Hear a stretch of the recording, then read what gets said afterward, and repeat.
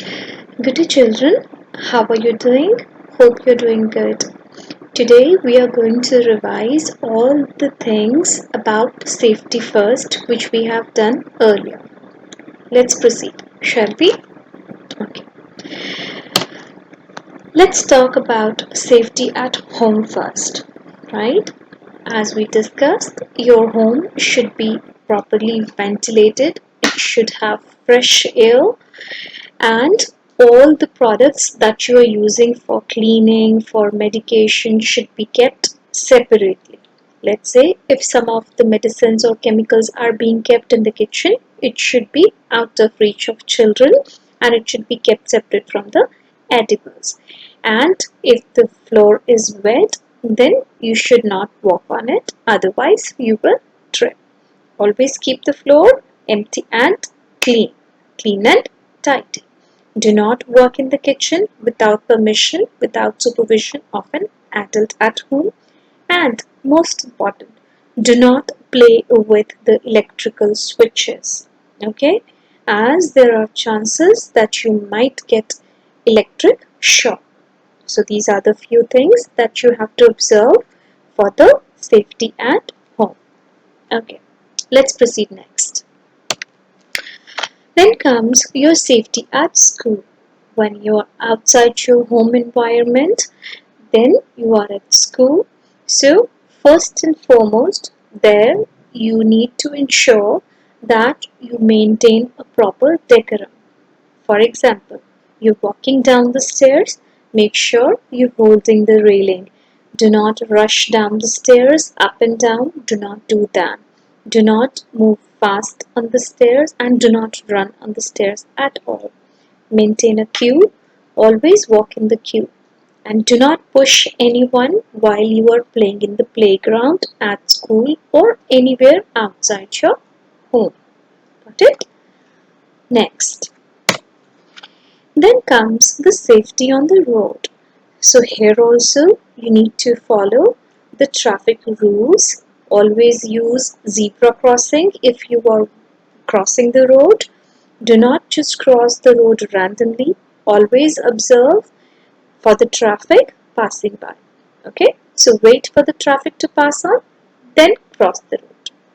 Okay, so follow the traffic rules carefully. So this was all about the safety at home, school. Now let's talk about if we come across certain situations where a person needs medical assistance. The first medical assistance that you can give to someone in need is the first aid, right? Before you call for a proper medical help. So here are the tips. Let's say if someone gets hurt, gets a burn.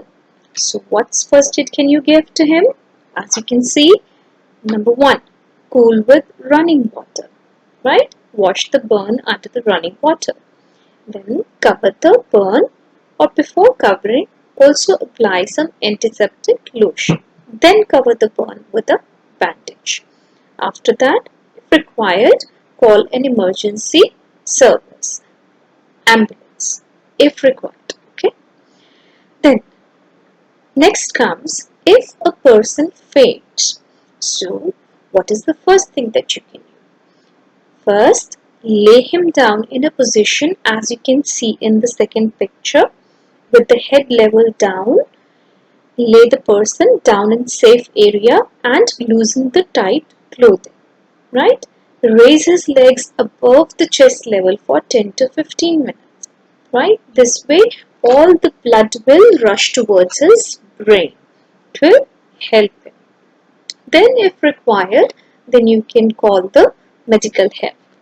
Alright? Okay children, so this was all about the very first aid that you can give to someone in need.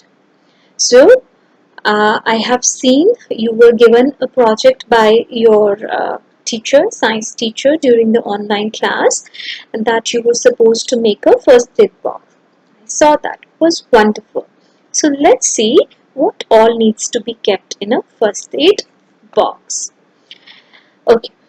So most important, these are some of the basic things that should be in the first aid kit all the time.